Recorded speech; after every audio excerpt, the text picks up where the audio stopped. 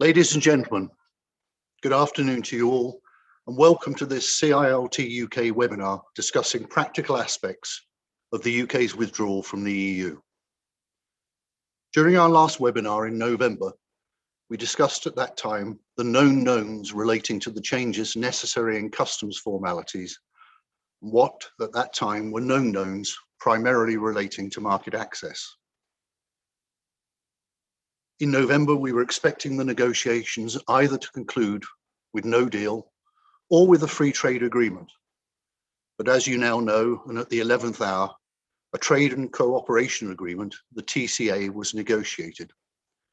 Although as yet, this has not been formally ratified by the EU. Since the 31st of December, many issues have been widely reported by shippers, freight and logistics service providers, and especially by those who have had little or no experience of dealing in trade beyond the EU. These issues have been flagged across the board, but especially in areas such as food, groupage, and business to consumer trade, with problems relating to the understanding of requirements for SPS, cyto and phytosanitary measures, customs formalities, duty payments, and rules of origin.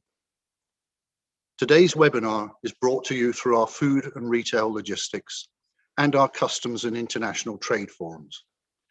And it brings together an excellent panel of speakers from the Border Protocol Delivery Group, DEFRA, operational businesses in the form of DHL and Pallet Force, and customs expertise from Susan Morley, chair of our Customs and International Trade Forum. Today we'll explore the issues and practicalities necessary to ensure that freight movements are as frictionless as possible. And to start today's session, I'm delighted to welcome Chris Sturman, chair of the CILT Food and Retail Logistics Forum. Chris, over to you. Thank you, Kevin. Good morning, ladies and gentlemen. My role really is to sort of introduce to you the speakers today and set the scene. Since the last time we came together back in November, with the work that CILT UK and the trade associations have been undertaking with the Cabinet Office and the Border Protocol Delivery Group in terms of issues, resolving problems, providing solutions, and overcoming some of the issues that you will have all seen in the press over the last couple of months. It's been a very challenging time over that period, as everybody is aware. But the degree of empathy and collaboration and cooperation between government and industry through ourselves and others has been really quite exemplary. So really, what have we been up to? We've been particularly looking at, and I'll focus on the food, as Kevin suggested earlier. We've been particularly looking at the border operating model, which version 3 is currently being updated and refreshed and will be amended shortly, particularly in relation to rules of origin and risk and products of risk. In overall terms, we've had some wins in terms of no permits required until July 21. Obviously looking at alternative arrangements about continuity over the course of the 6 months. Looking, I suppose, particularly at border readiness and sort of the haulier handbook. And operations within Kent itself to avoid troubles there, blockages and free flowing movement through the ports. I've been one of three of us from the CILT, Jolyon Drury and Susan Morley, and you'll hear from Susan in a little while, who have been each of us looking at particular segments of the supply chain and issues. Jolyon particularly in relation to transportation in Kent, Susan in terms of freight forwarding and customs clearances, and that's certainly a strength there. And myself particularly on food, SPS, products of animal origin, and border control points, and when they'll be ready, and frequent checks and the like. So that's really where we've come from. We are very, very, very pleased to welcome some excellent speakers today. Starting off with Alex Walford, who's Deputy Director of the Industry Engagement and Business Readiness Department of Border and Protocol Delivery Groups, who's going to give us a sort of an overview. He's a bit he's new to the role. He took over from his predecessor Tony Thomas, who we got on with, and those of you who were with us last time round will remember Tony. To talk about the issues and solutions. We're delighted to welcome Phil Rowe, Chief Customer Officer of DHL, who's going to look at where they see things, an update on their business and the challenges across a range of different strands of their business, with what Prick made and identifying any future challenges. We'll follow on with David Breeze, Commercial and International Director of Pallet Force, who likewise will look at his particular areas. And this, of course, has been a bit of a challenging area as far as the supply chain is concerned. Fourthly, Jack Tilbury is joining us from DEFRA, who will focus particularly in relation to SPS, sanitary and phytosanitary issues, on products of animal origin, and all those aspects that surround that. And finally, sort of to culminate the whole thing, Susan Morley will look at, who's chair of the Customs International Trade Compliance Forum, will be looking at where are we now, what were the expectations, what's been the reality, where does the freight forward and customs activity stand, and what are things looking like for the future. So, and then finally, having that's going to take us about an hour and 20 minutes. We're going to have a question and answer panel, where Jolyon will join us, and we'll also be joined by Mark Watts, who's based in Brussels, who runs the UK in transport organisation, which is very much involved in talking through to Brussels and learning from Brussels what their views are, and being a sort of certainly lobbying on behalf of the UK transport industry. So we'll move swiftly on, full of time, to Alex Walford and his particular slides. Thanks very much Alex for the. first. I'm here. Yes, can you hear me? Ah, wow! Yes, that was good timing, sir. Welcome. I've Yes, been on since the start. You just probably missed. As I say, you're on, sir. Thank you. Anna, if we can have these slides, please.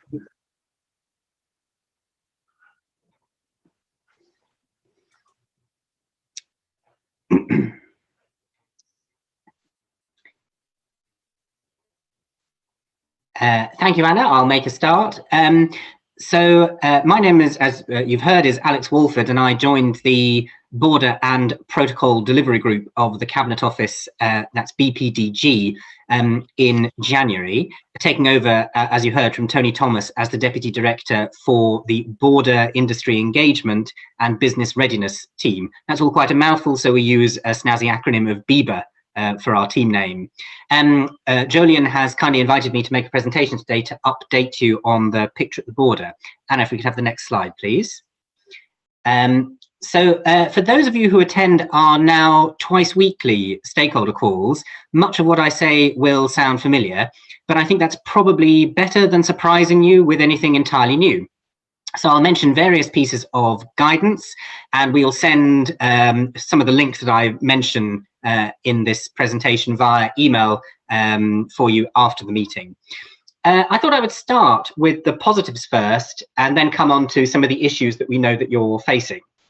So looking at what has worked well, first of all, as you'll be aware, in the run-up to the end of the transition period, the government took significant steps to prepare for the challenges that would come as a result of leaving the single market and the customs union.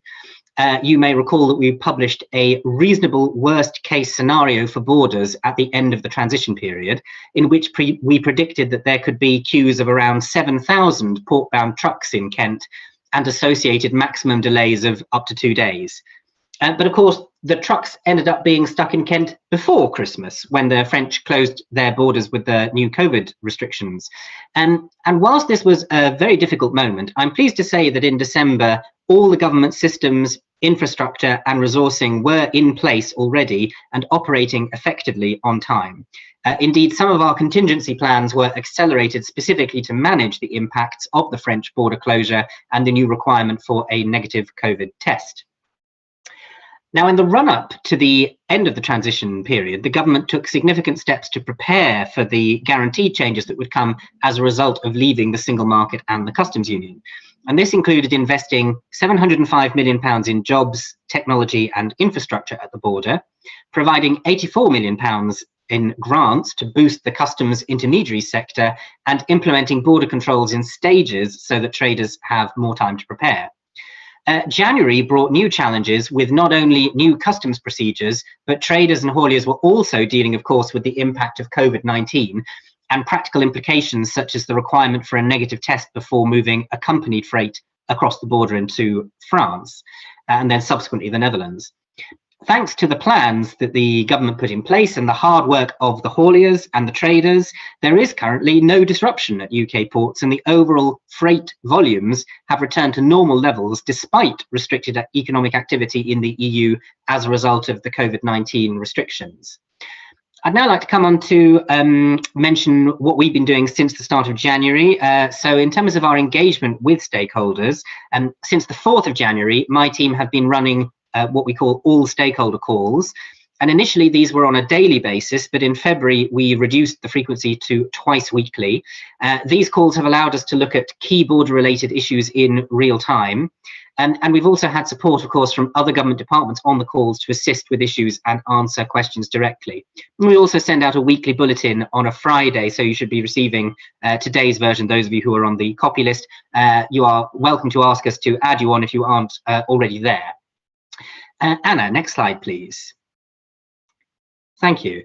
So now I'll come on to the key issues that have arisen since the 1st of January and are likely to have affected you. I'll start by talking quite a bit about NCTS. Now, NCTS issues have been flagged to us on a regular basis, and our colleagues at HMRC have been working to address these as fast as possible. But I appreciate that there will have been frustrations for you along the way. And one of the issues that we realised early in January was that lorries were being automatically orange routed, in particular in Dunkirk, if the Office of Transit listed in box 51 of NCTS had been put down as Calais. And we worked with the French first on a temporary solution, allowing both Calais and Dunkirk to be listed on all short straits routes.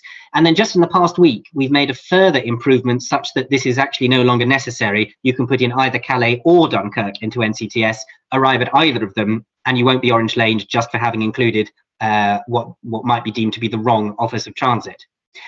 We also took on board feedback of the need for longer opening hours of the NCTS helpline, and HMRC responded by extending the opening hours into the evening and weekends. A further issue that became apparent early on was around the default guarantee value on NCTS. And HMRC have temporarily reduced this from €10,000 to £1. And this is only a temporary measure until traders and software developers can make sure that they are able to enter an accurate guarantee reference value in their declarations. NCTS also experienced a short amount of downtime to complete some necessary repairs and updates. And the recent downtime on the 14th of February, for which we consulted when would be the best time, day of the week and time of day to close down, and that was around 60 minutes and passed without any incidents. Just so that everyone is aware, there is a further planned downtime for NCTS, so it will be unavailable for users, including on its web channel for arrivals, for around an hour from 1 AM on Sunday the 26th of February. And if you're a web channel user for departures, and the service will be down a little bit longer until 7 AM. We always refer to this in our weekly bulletins and on the stakeholder calls, so this information should be known to all that need in advance, and we've taken on board the feedback to go for Sundays in the small hours. Last thing I wanted to say about NCTS is that we are, I'm aware that there were other issues with entering the correct commodity code on NCTS, which HMRC and DEFRA have now also resolved. So now on to COVID testing. And on top of the many changes that were expected from hauliers from the 1st of January, the pandemic, of course, added another layer of complexity with the introduction of COVID testing for hauliers before they're able to enter France. And then from the 19th of January, the Netherlands also. Sites that are near to or in Kent have, of course, proved to be the most popular for testing, and therefore they can incur longer wait times. And so we're continuing to encourage and push the message that being border ready with a negative COVID test before you enter Kent is the preferred option. French and Dutch authorities are continuing to require hauliers travelling to France to test negative for COVID. And HGV drivers must ensure they have a negative COVID test result before within 72 hours of departure for France. We know that drivers have increasingly been using the network of information and advice sites outside of Kent to get their COVID test. The most commonly used sites, so that you're aware, are Thurrock, Clackett Lane and Watford Gap. And there are now 41 information and advice sites offering testing. Just to say, I can't quite read the chat as we're going along, but I'll take a look at the end and see if I can answer any questions that come through on the chat when I finish. Finally, on Kent testing, so to give you a stat, the percentage of HGVs travelling via the short straits arriving in Kent without a negative COVID test continues its downward trend, averaging 43% last week. A bit on Kent access permit data, CAP data. So compliance with the obligation for those travelling via the Port of Dover or Eurotunnel to have a Kent access permit has been high. So with thanks to you for getting the message out as well, no doubt. Compliance increased from around 60% of all HGVs with a CAP on the 4th of January to 80% in the last couple of weeks, with actually even higher compliance at about 85% from non-UK number-plated HGVs. Up to the 14th of February, we had issued 2,407 enforcement notices to drivers without a valid CAP, which had totaled over £720,000 in fines. Finally, on turnbacks, so the number of HGVs turned back at the short straits, either for a lack of border readiness or an inability to provide a negative COVID test, has been decreasing over time as a proportion of total freight. Turnbacks have been averaging less than 5% of flow consistently. And the 7-day rolling average of turnbacks between the 8th and the 14th of February averaged just 3%. So it's really very good. We've used the weekly BPDG bulletin to communicate these messages. I think one of the chats asked for the details of how you can get on there. I will include in the chat shortly the email address to write to if you wish to request to be added onto our distribution list for the bulletin. Anna, the next slide, please. So in terms of our engagement, we've continued to run webinars since the start of the year, including some in cooperation with officials from Ireland, France, Belgium, and the Netherlands. And we will be sending around the link of recordings of previous webinars and dates for future events which may be of interest. These are often in our bulletin as well, but we'll make sure that they're sent out after this meeting too. I thought I'd just mention something on high value traders, in case you've heard of any of our work on this as well. So as part of our trader readiness activity, we've reached out to a population of high value traders who account for 92.3% of trade between the UK and the EU, and work closely with those who've asked for support. BPDG and other departments will continue to work with industry to support readiness ahead of the April and July import control changes. And we would welcome comments, suggestions and ideas around further support we could provide. It's always good to hear what you think was a useful event, what you think could be improved, what else you might be looking for, and if you think we are not quite targeting the right people at the right time. I'd like to end by mentioning two new funds that have been announced since the start of the year to help businesses with the transition to the new border arrangements. So the first is that DEFRA colleagues announced a package of support for the seafood industry, and so they have a £23 million fund being made available. And the second is that the government has announced an additional SME support scheme for UK businesses with fewer than 500 employees. And the fund can be used for training or professional advice on customs processes, rules of origin and VAT. And again, we can send through the gov.uk links about those two funds afterwards. I'm just going to take a quick look, just in case I can answer anything in the chat. I think the only question I can see is how we get onto the weekly distribution list, for which I will provide you in just a second with the email address to write to in order to get yourselves onto the list. With thanks to Anna for helping me with the slides and the presentation. That's all from me for now. Thank you, Alex. Really appreciated your time and your detailed information, and I'm sure our audience will have really found that of value. If there's anything else that you need from us, obviously you know where to come. We're only too willing. Likewise, if there's anything that we can raise with you and your team and the rest of your colleagues in government, then we'll be sort of listing that out and coming back to you in the normal course of the collaborative approach which we've been taken over the last couple of months or so.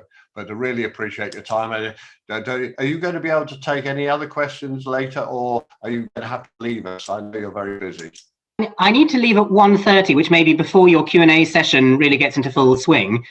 So if people have questions directly for me now, if you have a moment, perhaps we do that. Or again, the email address that I've just sent round, which is the inquiries mailbox, actually for anything specific where people need to really know details, you don't necessarily need to come through to me. It may be that colleagues can help you more quickly than I can. So I'd recommend probably that in BPDG inquiries mailbox might be more useful than contacting me, because you'll just get stuck in my inbox for longer than would be helpful.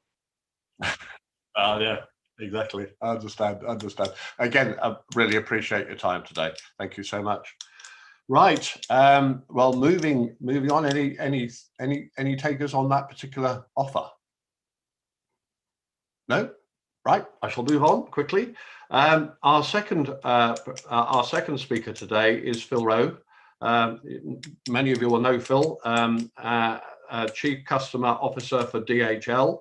And again, he's going to look at where DHL see things, an update and a progress report on how they've addressed the issues over the last periods of time, and also looking at some of the future challenges. Phil, the floor is yours, sir.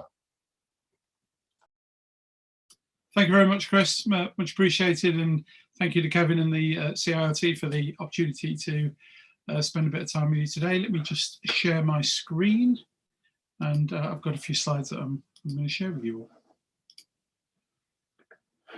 Okay. So hopefully that's come through okay. If there's any problems, if someone could let me know, that'd be great. So just by way of introduction, I work for DHL Supply Chain in the UK. I'm also a fellow of the Chartered Institute and a board member at the CILT and at Logistics UK as well. So great to be here today and to reflect on what's been a really interesting period of time. So Obviously, Chris started off today by talking about the last time that we were together, the session in November, and we were all in preparation mode, very much in that period of time. And for those of you who've been in the industry a while, I remember putting the single market in to businesses, and so it's been a really interesting experience then taking it out. I guess the challenges around that were well known, about time, about things being just new to organisations as well. And along with many other organisations, it did require a significant cross-functional team to work on different supply chains, different problems, work with customers that have very different supply chains, very different products. Within the UK business of supply chain, we work in loads of different sectors, whether it's from automotive into food retail, but also into all other forms of retailing and e-commerce. I think the bit I would pick out from that period that I think really was most valuable was actually the collaboration work that was done with government, with Alex's predecessors, and also with HMRC, and particularly the work of the Institute and of Logistics UK, trying to create that practical engagement to deal with the fact that we were all doing many things really quite up against the wire in terms of when systems were going to be available. So looking back on that now and looking at the first period, what would be our reflections on that?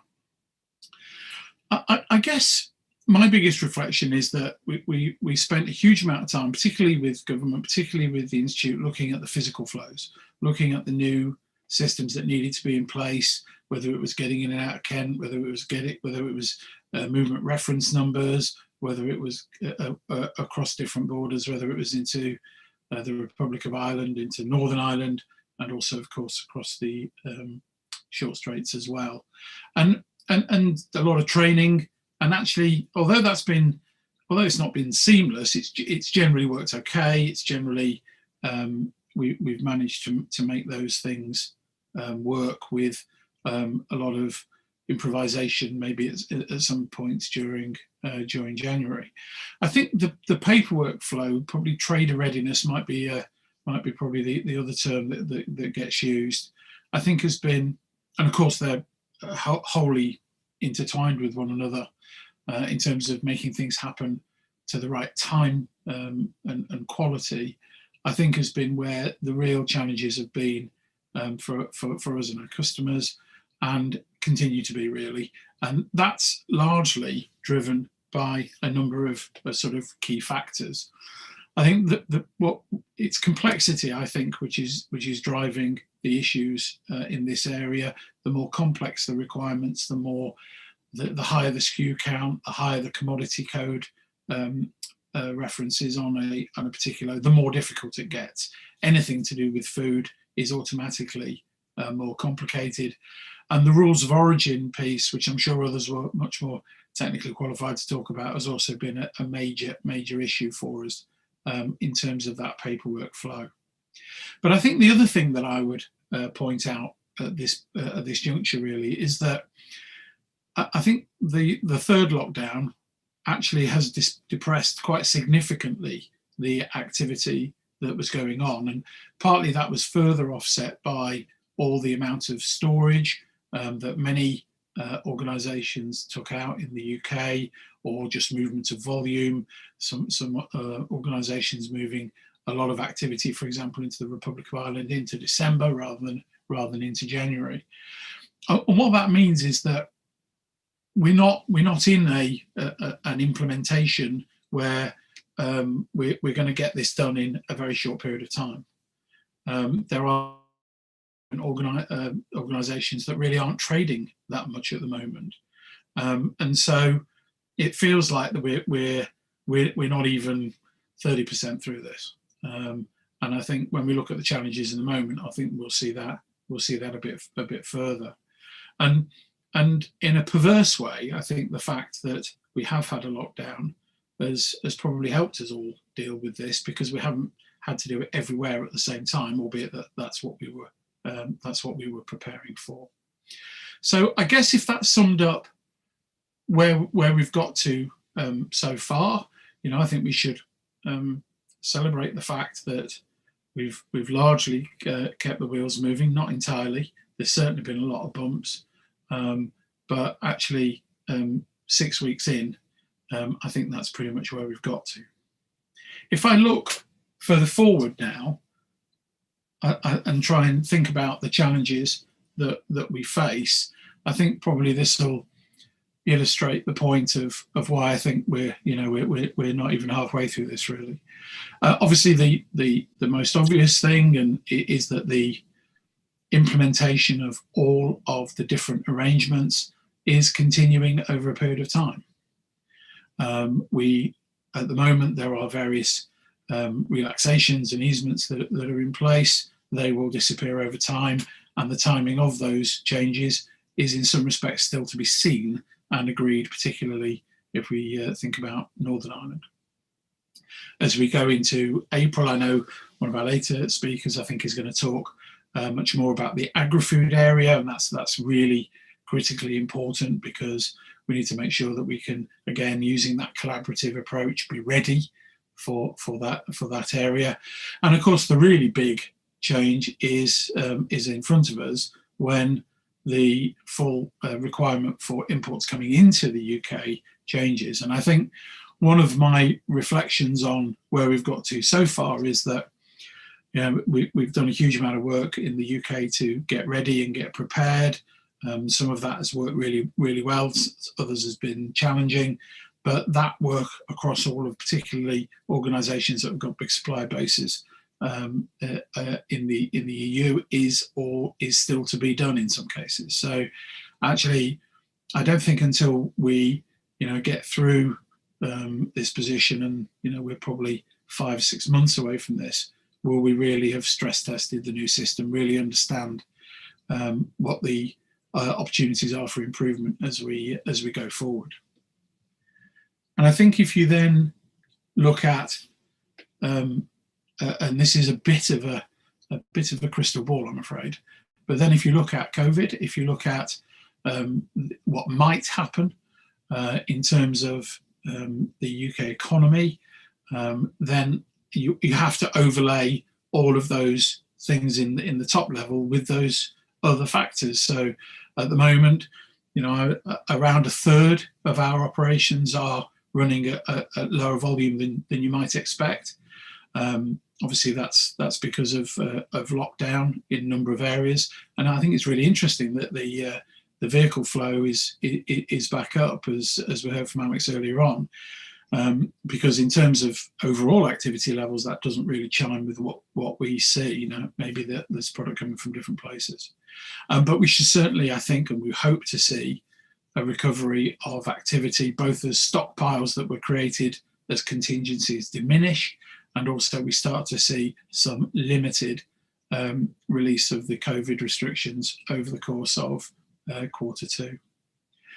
I think within Q3, then particularly with the success of the vaccination programme, then it might be reasonable to expect that to continue even more.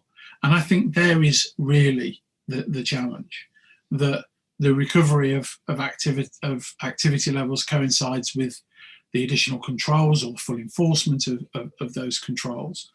And only then, I think, are we really going to know how well we are fully prepared. We get better and better all the time as an industry on how to deal with this, but it's certainly not a sprint, that is for sure.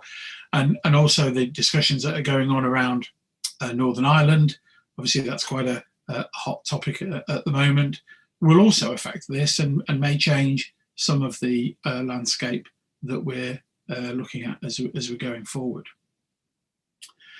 What I do see, though, is that, and this I guess will be my closing message, is really the same place where we started, which is that collaborative approach, you know, the institute, the trade bodies, working with government, working with customers, working with logistics operators, is absolutely going to be critical going forward. Not just in getting through the period that we're in now, but also in actually getting to fundamentally improve some of the issues that we see that come from these changes. It is a cost that's being imposed on the UK economy, and we need to reduce that cost. Supply chains are generally built for speed, and the more we can do to reduce cost, improve speed, work together, then that will definitely be for the benefit of our customers, their customers, and the UK economy as a whole. And that can only be done together, working collaboratively.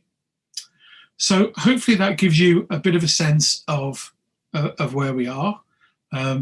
We're certainly, I think, only part way through this journey, and there's a lot more to happen yet.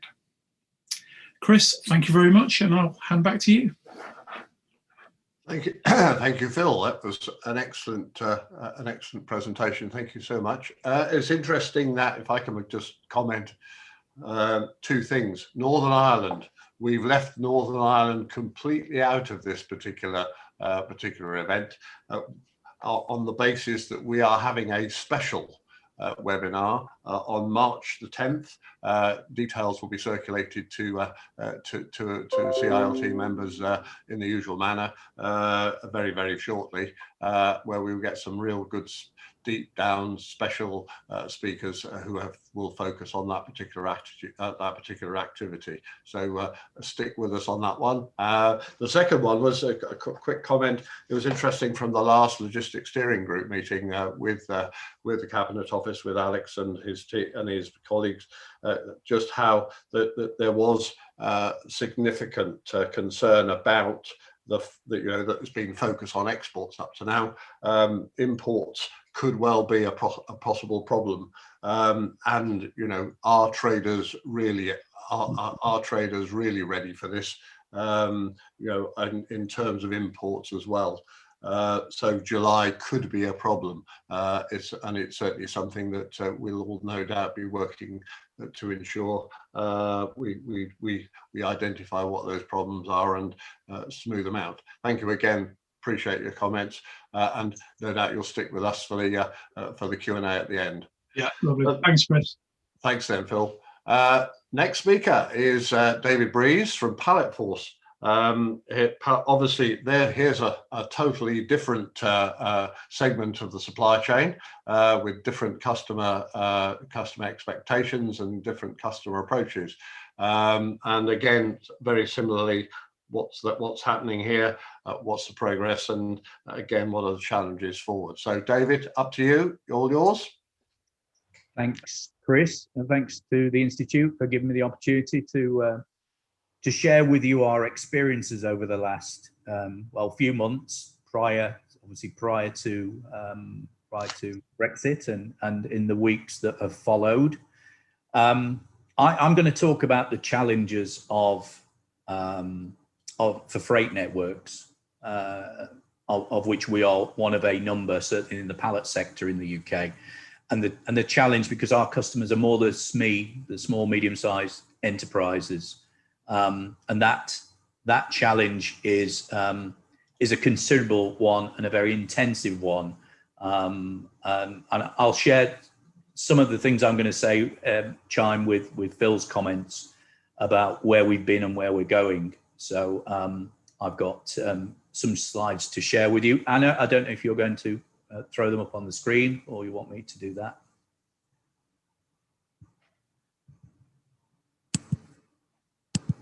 I'm more than happy to share my screen. So without further ado. Probably. Yeah.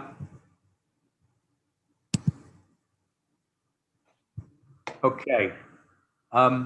Just a little bit about, you can all see that, okay?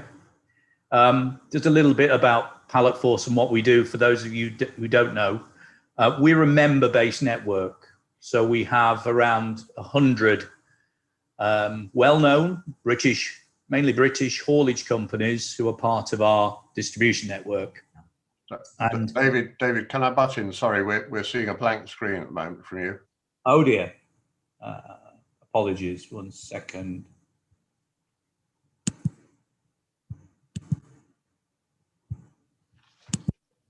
How about that?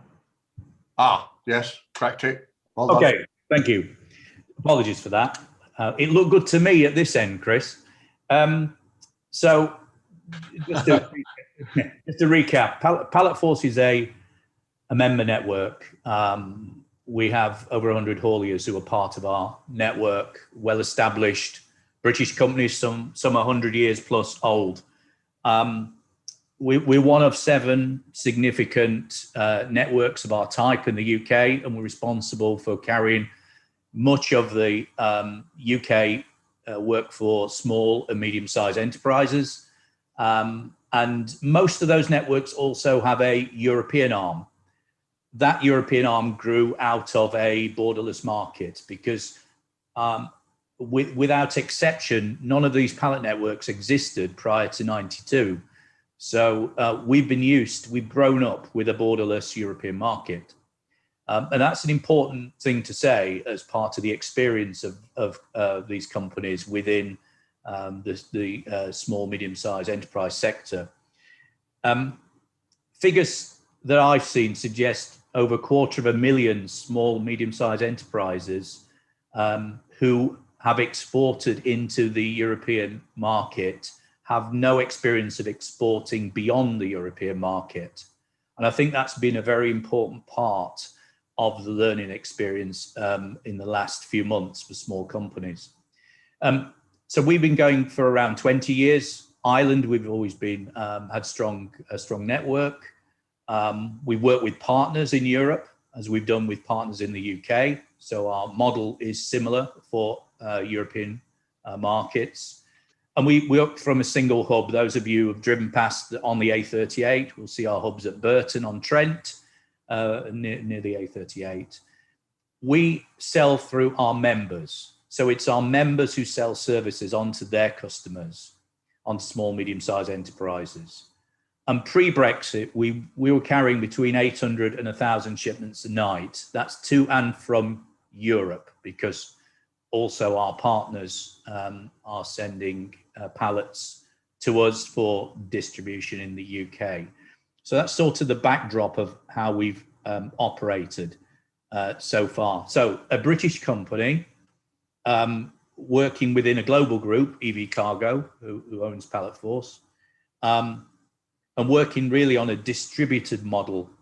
And that includes the customs activity. So no in-house customs experience prior to Brexit. So we've worked with our partners to provide that service. So a number of Pallet Force UK haulage partners are experienced exporters with their own customs clearance infrastructure. So that's the way we have worked. So what did we do?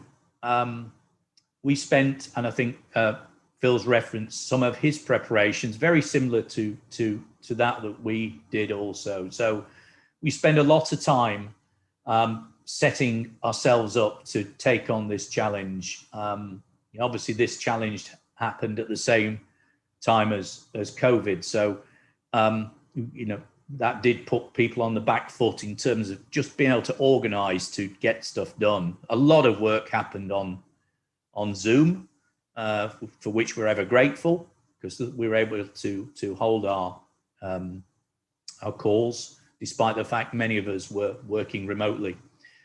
We also use that facility really usefully to hold webinars with our network. So those of 100 hauliers would effectively join webinars, so we could walk through what was happening pre-Christmas with the preparations and the work that we needed them to do with their customers ahead of Brexit. We had a consistent stream of bulletins that, telling them how to do. There was an awful lot of that because there were a lot of things to put in place. And we got down to one-to-one tutorials online as well. So we were spending time with our members one-to-one, sitting, working through screens, showing them how it would work ahead of time. We made a lot of system changes to enable us to capture all the information required at the start. The trick to this being get everything right at the very beginning, and then it should work. But we also needed, as I mentioned, we worked with partners. We needed to link to their TMS, their transport management systems, and into their customs software. So what did we do? We redesigned the customs, the product along the lines of a more simplified product set. So, for example, we chose not to offer DDP. So from the beginning, we've only offered DAP as a service, because that simplified process we understood was going to minimize the amount of activity back and forward in that pipeline between us, our members, our importing parties, and importers. So we simplified that, and we offered FCA as a collection product to our members from Europe. We've also simplified freight that we would carry. So we decided very early not to carry business to consumer because of the challenges of VAT collection. We decided that we would only offer services where the importers were VAT registered within a EORI number. And we also decided topically not to carry foodstuffs, certainly not those that were controlled. In fact, we excluded any controlled goods from our pipeline. The main reason for that being that as an express ground network, we wanted to keep momentum on our services, and keeping the trucks moving was key. So the idea of potentially going to border checkpoints, the idea of having to get veterinary control at every step of the supply chain for a network just seemed a very difficult thing to get on top of. So we decided at the beginning that no foodstuffs. Pallet Force has always carried an element of foodstuffs, and clearly we had to make that. That wasn't a light decision. We had to make that decision to ensure continuity of pipeline, but we understood we would lose business as a result. And that we've had effectively an ongoing member education program. Every week we call, every day, we now say every day is a school day in the network. And I think this will be the same for all networks. No two shipments are the same. Shippers can be quite ad hoc within customer base, and obviously the recipients can change a lot as well. So every consignment needs to be thoroughly checked. So it's a challenge, but we've been working through it. And as Phil's referred, we've kept the wheels on. Not all networks have managed that. We have. We've got mixed views about whether we should have done that or not, because we've had lots of challenges getting worked through, but we're learning an awful lot, and every day is a school day. So what actually happened post-January? I think because we'd had a lot of false starts with preparations, we were going to go, and then it was held back for obviously negotiation reasons with the governments. And then COVID-19 arrived just at the wrong time for everybody. I think you could say many of our shippers, our experience now is that many of the shippers and members were probably looking the other way when Brexit happened. Lots of very good reasons. I'm not saying there are excuses. There weren't excuses, but there were reasons why they weren't on it. But our experience has been from the very start of January, an awful lot of questions. The regulation knowledge of our members, and definitely of the shippers, was surprising. Perhaps we shouldn't have been surprised, but even we've been surprised just how little knowledge seems to have been absorbed in the months of preparation, and the repeated emails, webinars, one-to-ones, still very challenging to get that retention of knowledge. The key thing is it doesn't scale very well. It's for all the good things we can do with technology, there's a lot of activity required, contacting people, getting permissions for things. It doesn't scale easily in groupage and express. It is a challenge. It's a difficult model. It wasn't as we weren't as an industry, a sector, as well developed last time we had to do all this work as import and export clerks. It certainly has been a very big challenge for networks, all networks. A number of our members have said to us, we just think this is a very expensive way for the haulage industry of collecting VAT for governments, and there has to be a better way. I to some extent, I agree that we need to see a movement of the burden away from hauliers and find other ways of collecting fees rather through the haulage network, and particularly in the groupage market, which is particularly difficult activity to do. We've seen issues at both ends of the supply chain, and I think what we focused on above all is getting as much information to do the importation at the very start. So we know that export processing to get a declaration is much more simplified than the fiscal process at the other end. So why not get as much information as you can at the front end to assist with the back end? So that's got to an extreme situation with markets like Germany, where I'm aware that most delivery networks are now asking almost for to await approval from the importer to use deferment accounts before you even ship from the UK. I think there's so much nervousness in some countries about not being able to deliver product, that there will be resistance from the importers, that in most cases, there's now additional disciplines at the collection end to ensure that deliveries can be made into the EU. So a lot of the burden has moved to the front end and to the shipper, helping us collect that information. Inevitably, shippers need to look to put up their prices to compensate for the additional costs. In some ways, they're pushing that cost directly to importers using a DAP service. But we are absolutely conscious that many of the small, medium-sized enterprises have either decided that the European market right now is too difficult, so they've stopped. I think, as Phil said, some have not even started yet. They're still working out what to do and whether they want to do it. And we're acutely aware that many businesses have looked to relocate stock into the European mainland and operate into Europe from Europe. And we've seen lots of examples of businesses relocating en masse into areas like Benelux so that they can operate more effectively. And we've seen interesting attempts in the sector to realign the way VAT is collected to try and assist with that process. So the question at the moment for a lot of the shippers, and I do talk to a lot of shippers and to our members, is how long do shippers wait before taking the decision to what to do next?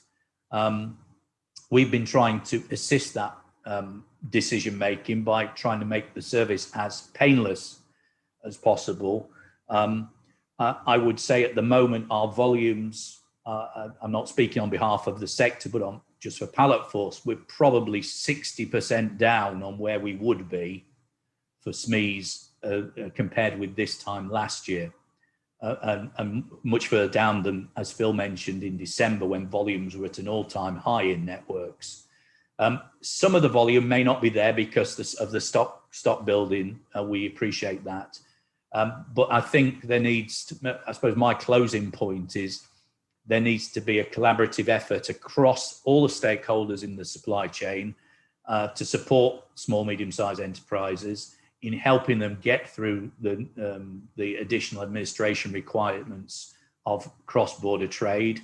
And we need more support, absolutely need more support through governmental support, through customs as well, to enable us to move the burden of responsibility and simplify things for hauliers. So that was my contribution, Chris. I'm happy to stick around to take questions at the end. Thank you.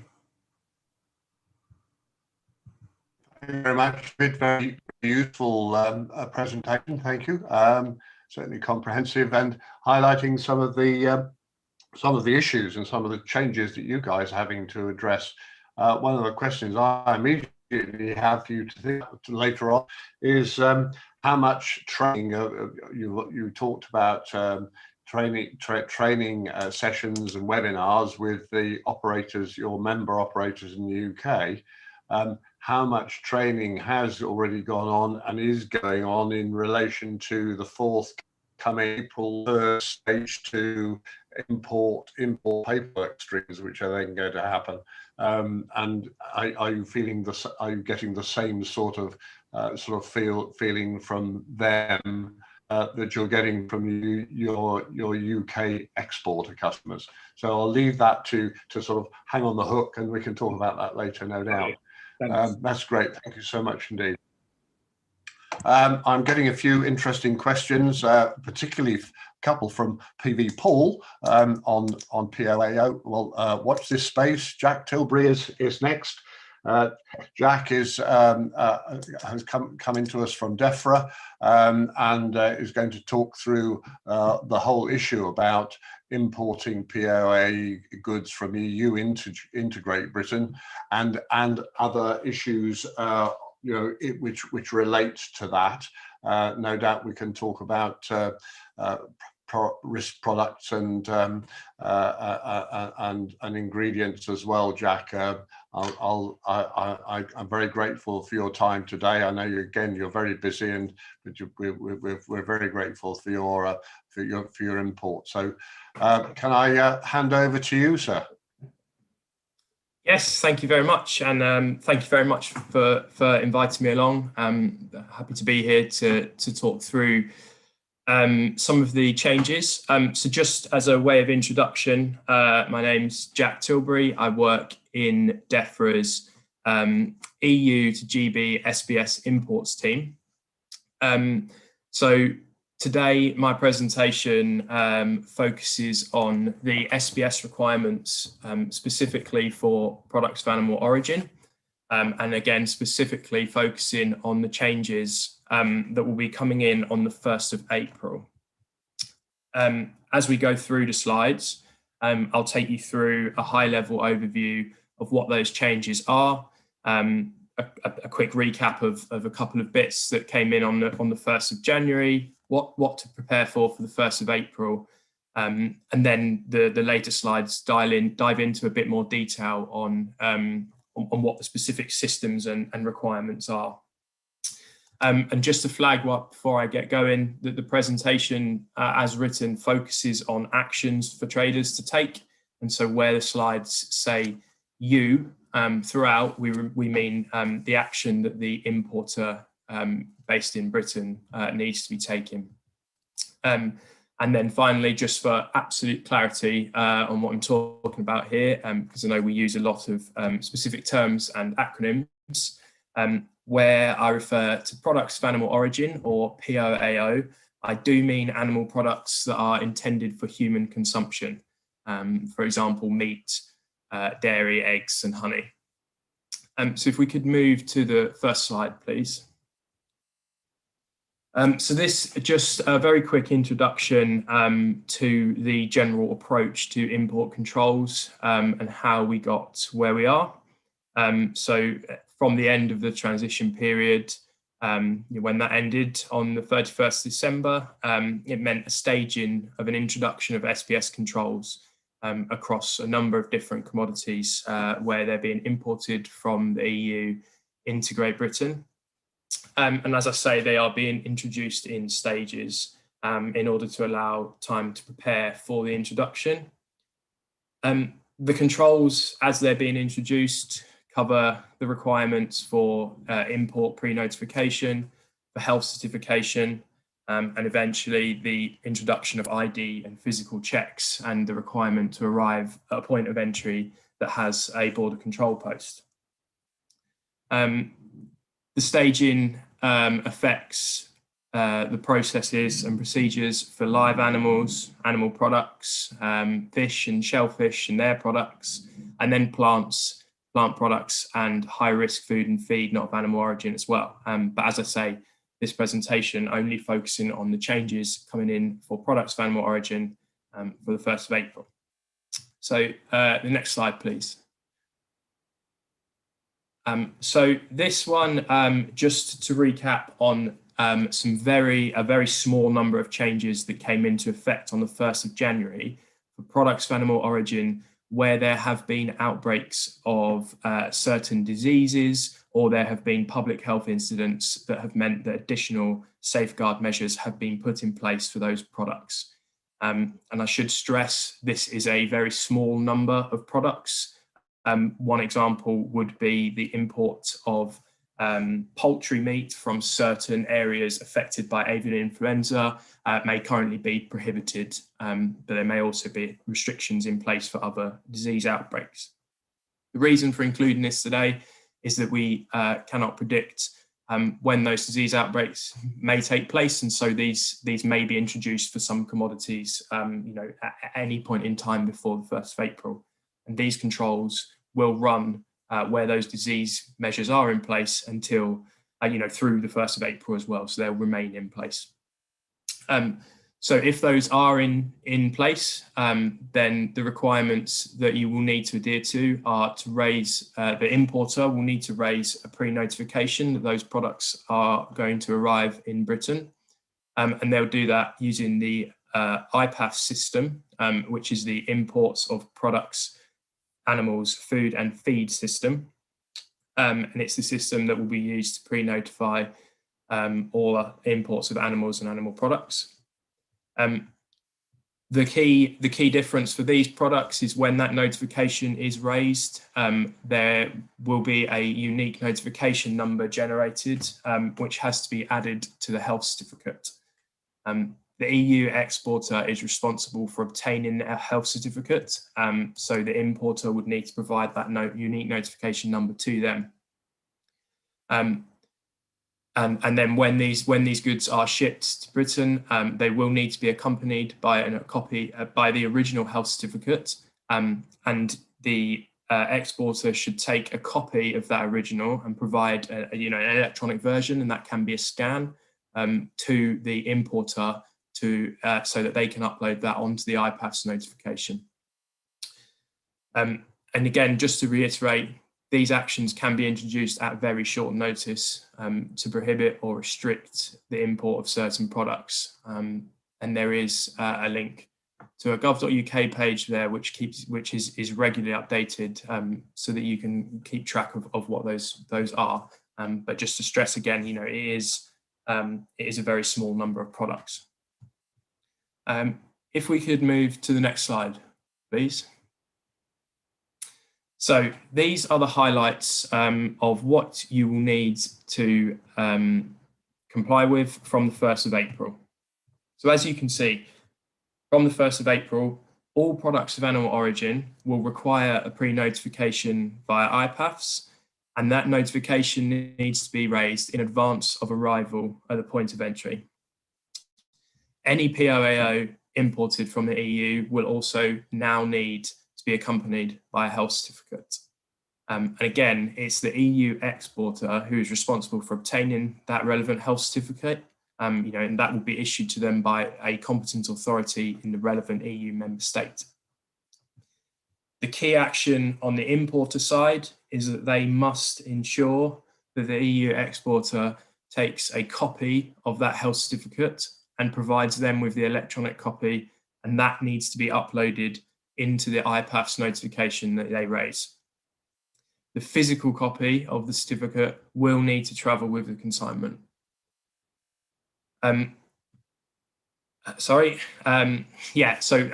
that electronic copy of the document is uploaded, it will need to be uploaded before the goods arrive at the point of entry.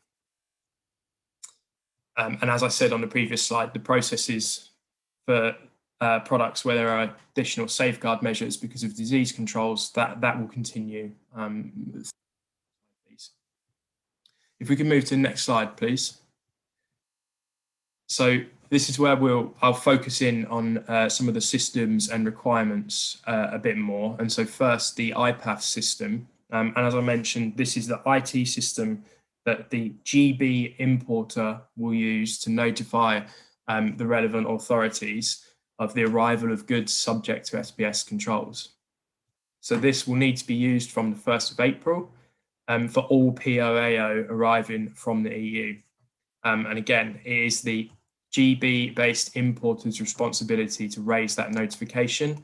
And the key action is to ensure that you then upload an electronic copy of the health certificate provided by the exporter.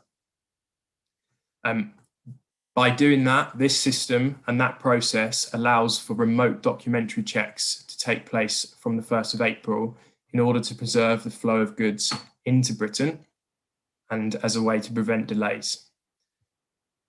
To use the IPAV system, you will need to register using a government gateway ID, and we encourage people to register for that as soon as they are able to. You can register to use that now, although you obviously won't need to raise those notifications until the 1st of April. And I should also flag that when the requirement for a border control to arrive at a point of entry of a border control post is in place, there will be a requirement for that to be communicated, and there's a lot of work currently underway to develop the process for how those hauliers will be notified that the consignment's been selected for inspection.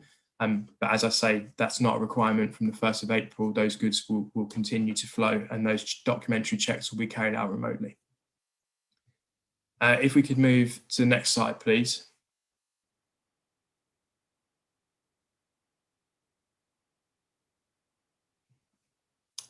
Okay, thanks. And so we get some FAQs that we get asked regularly on these. I won't talk through each individual one, and I'm happy to make these slides available if that's helpful. But I think the key one to pick out that gets a lot of people is the UNN that's raised in an IPAVS notification required for all products of animal origin.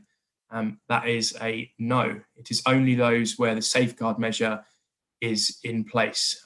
So for most products, for everything that's effective from the 1st of April, where there are no additional disease control measures in place, there is no UNN requirement. You just need to raise the notification and get that electronic copy of the certificate.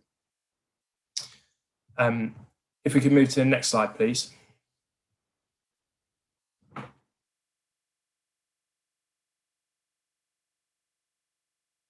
And so I'm going to give you now some more information on the SBS documentation that it needs to travel with imports of products of animal origin. And so, as I said, health certificates must already accompany any products that are under safeguard measures. And from the 1st of April, a health certificate will be all POAO. And again, it's the exporter's responsibility to obtain that health certificate. But it is good practice to ensure they are aware of that requirement and to make sure that they do so. And then they will need to provide you with that electronic copy. It is good practice to upload that electronic copy as soon as possible to the IPAVS notification, but it will need to be there prior to the arrival at the point of entry. In order for a health certificate to be issued to the exporter, it will need to be completed by a certifying officer that's authorised by the competent authority in the member state where it's being issued. Most often, that is an official veterinarian or other official inspector as defined by the legislation, but it will indicate quite clearly on the health certificate who it is that needs to certify that.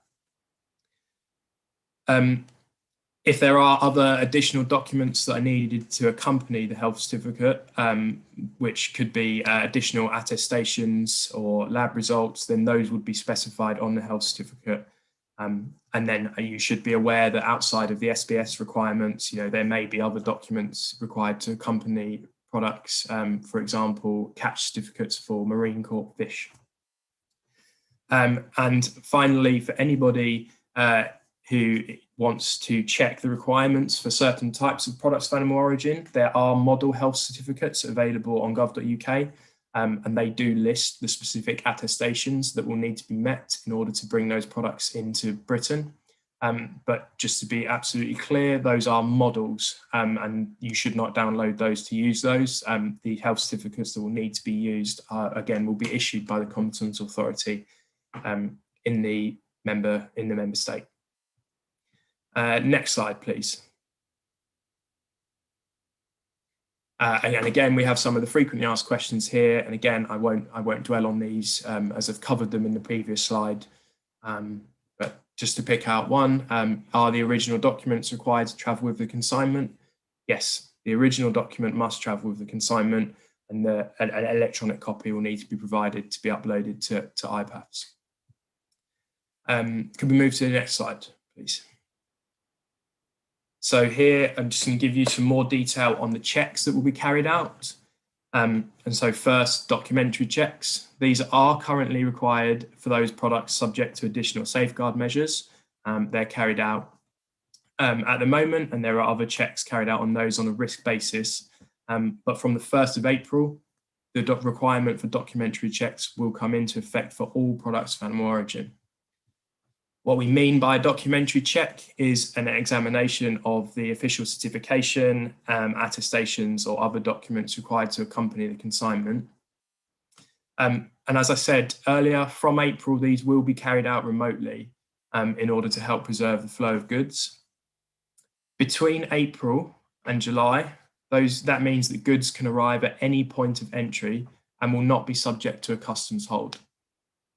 The documentary checks themselves will be carried out by port health authorities, and in any instances of non-compliance, we expect them to communicate to the importer to ensure it is corrected for future imports, and should flag that if a history of non-compliance is detected, it can impact checks carried out on future imports and at later stages of the import controls. And then just briefly, physical and ID checks. Again, these are already in place at destination on a risk basis for those products that have additional disease controls. But ID and physical checks for products of animal origin are not being introduced on the 1st of April, and they'll be introduced at the next stage of import controls.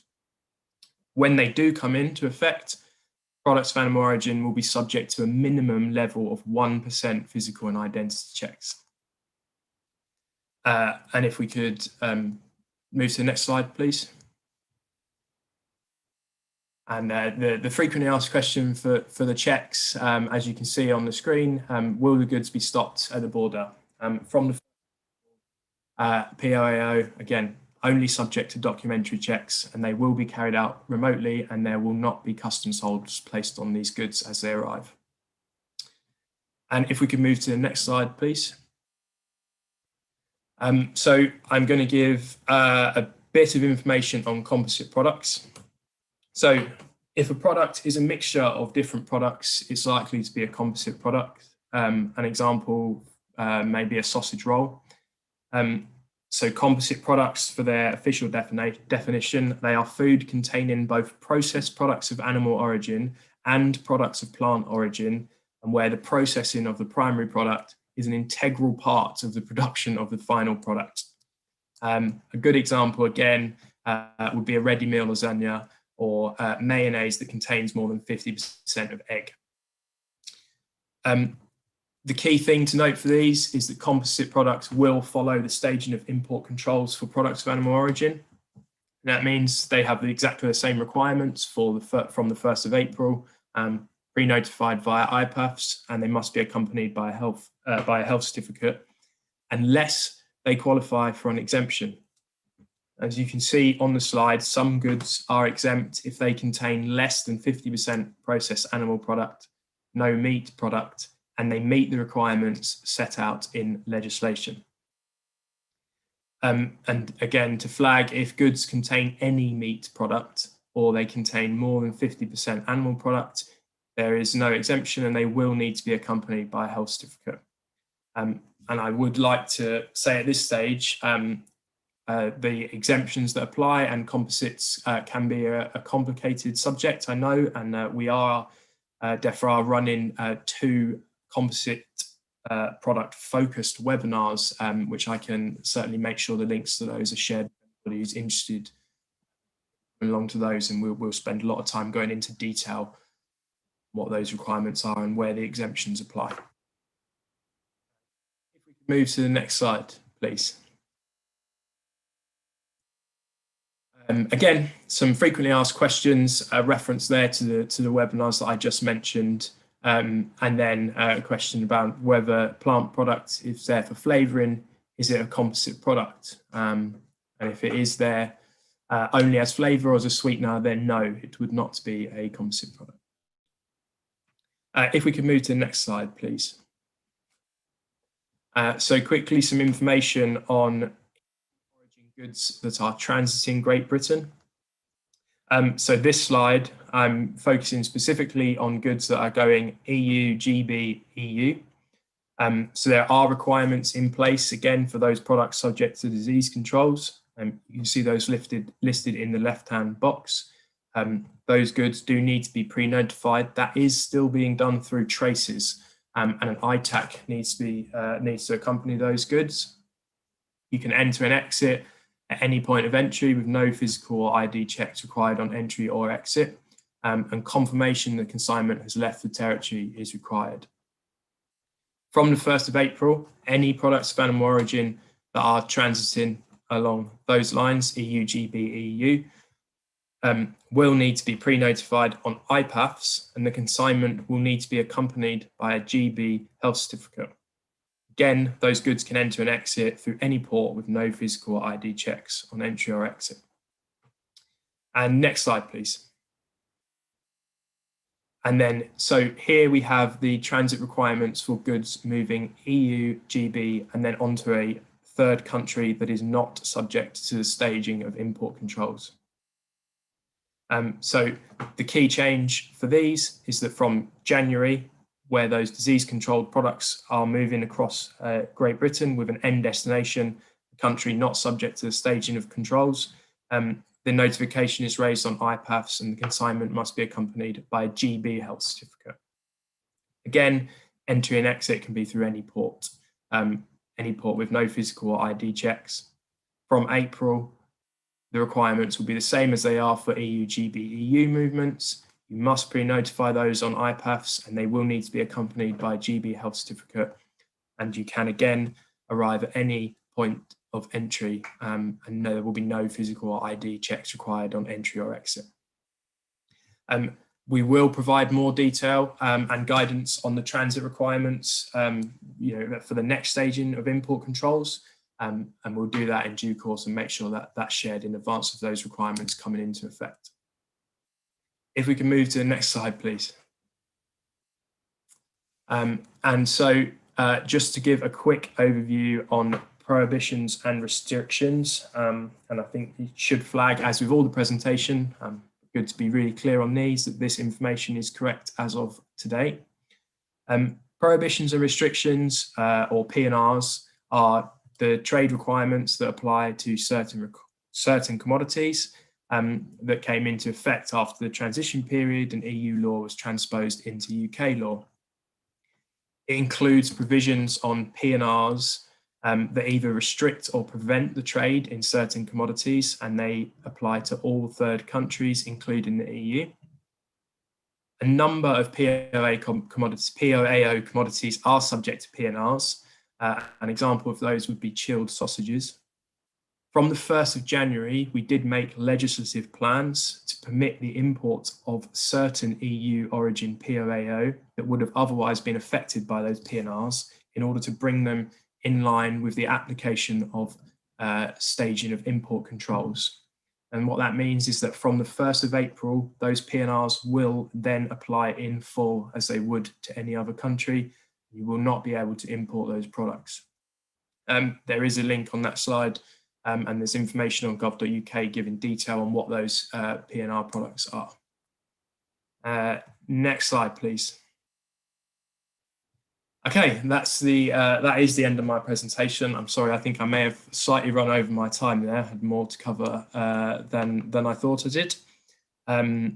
But this slide gives you just a quick overview of the sort of very key actions to take.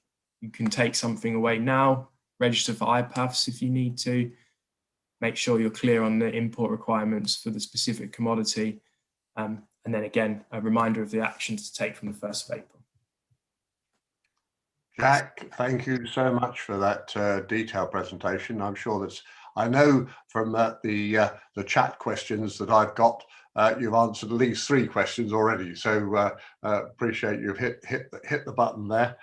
Just to sort of finish a comment from my perspective is that your colleague Moira Code at the recent Logistics Steering Group meeting was keen to get back any sort of feedback about any problems to do with the interpretation of rules at border locations, but certainly on exports.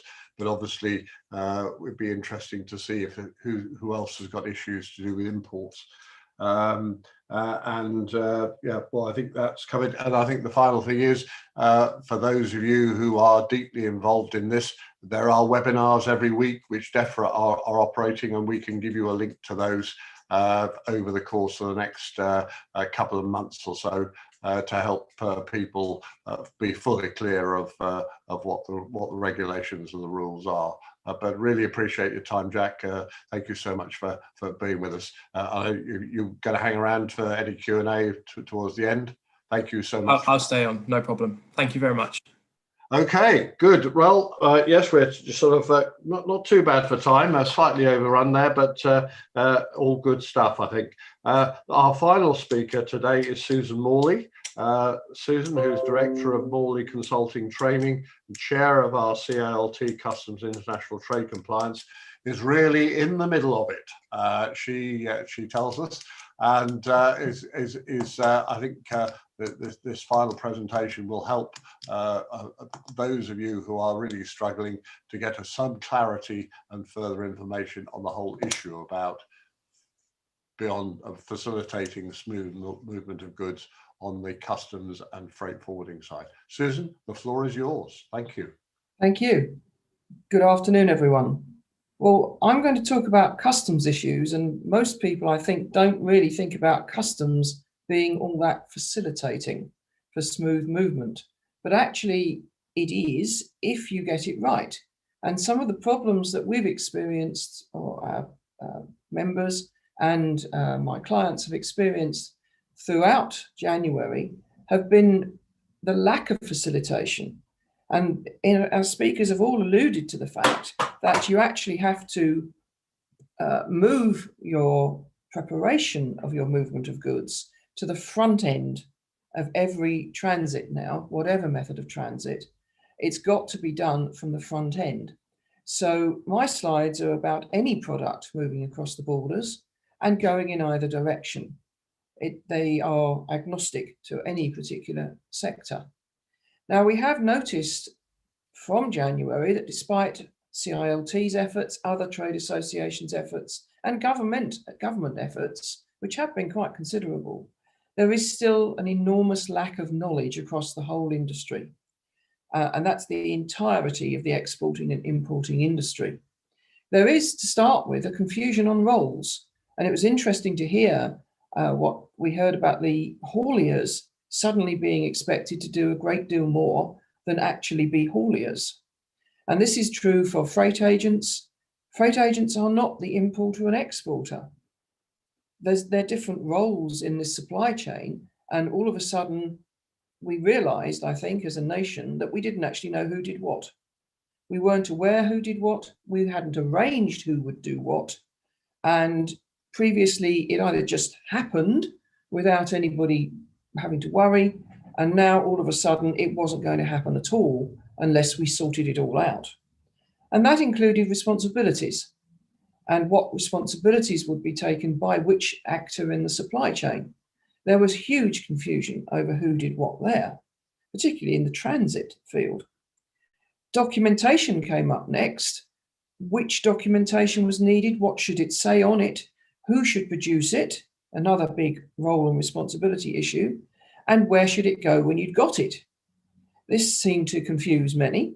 Contract terms were a real issue, because if you've got roles and responsibilities, your contract terms should reflect that. And sadly, most did not.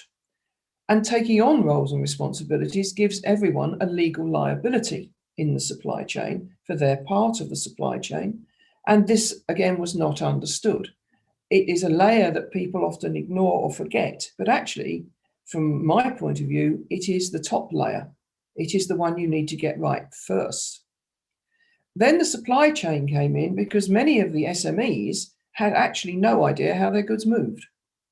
And this became very evident very quickly. When they didn't know if it traveled by air, by sea, by road, they just knew it went or it arrived. And that is not helpful anymore. We then came on to the fiscal issues, the payment of duty, VAT, excise, other taxes like that. Who was paying? Where should it be paid? Who was allowed to pay? And what was the impact on all of the previous things when that was decided? And only then did we come to the customs procedures and what were they doing for us or not doing for us? And were we using the wrong ones, if indeed we thought we were using any at all? So this all led to a sudden upsurge in training, help needed, formal training or informal training. And that's already been mentioned here. Everyone has been attempting to help everyone else. The government gave us some help with grant schemes. The first one is nearing full allocation of funds, but is still there. And the second one is a new one, which is open to importers and exporters, those moving their own goods. And you get up to £2,000 per company. And that one allows for training and consultancy. So that's a new scheme just come along, which is very helpful, which will allow traders of any size to, well, not any size, up to 500 employees, an SME, to actually get some help with money to get the knowledge they need. And we do need the knowledge because there's a great deal of misinformation out there. We have, for example, Incoterms, and again, these were alluded to earlier in our presentations, the DDP, the dreadful DDP term. And what's the difference between that and DAP? And what about ex-works and FCA? Well, they're not the same, is the first thing to say. And you really can't have DDP and ex-works in an international transaction.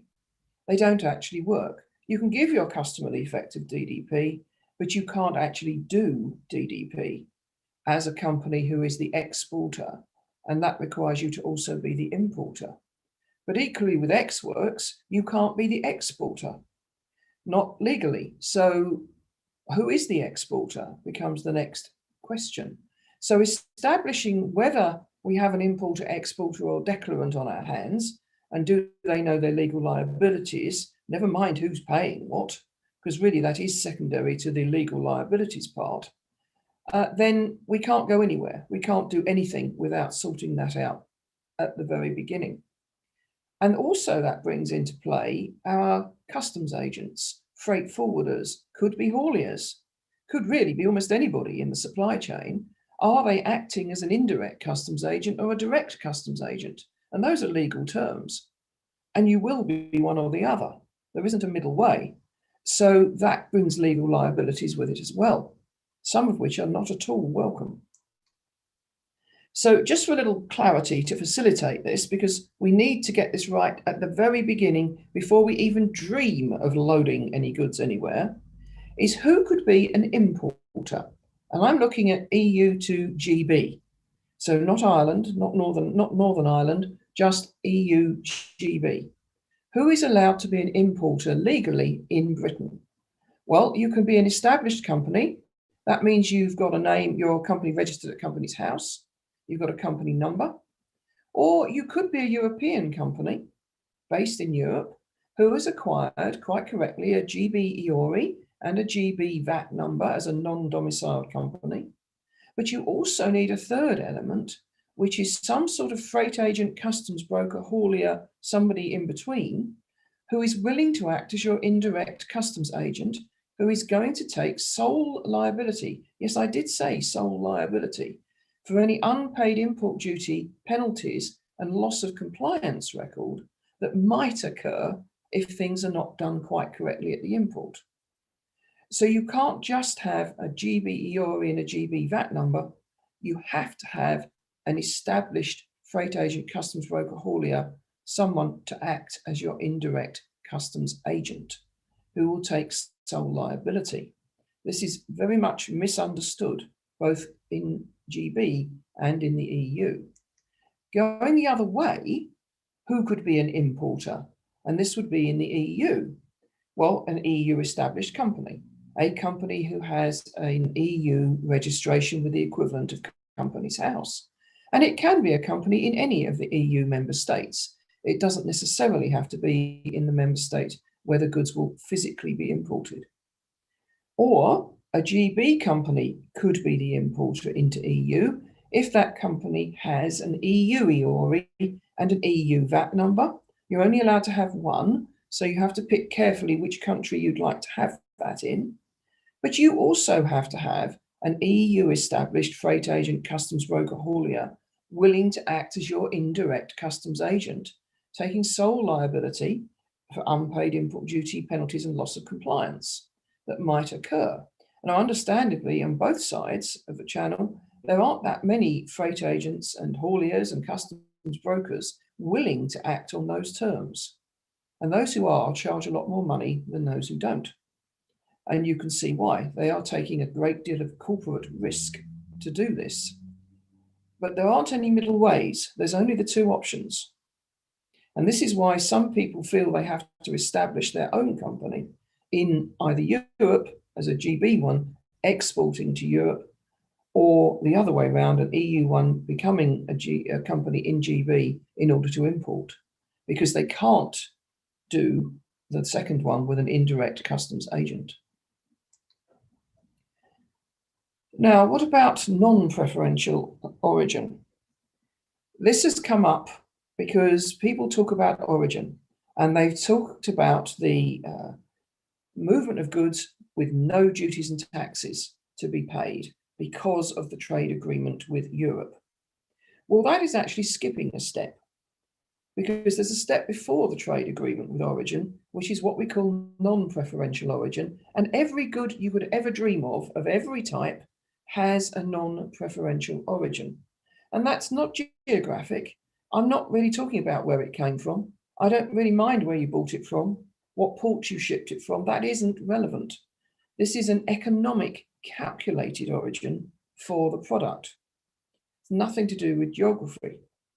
And there are rules for this, and they are by tariff code or commodity code, as some people call that.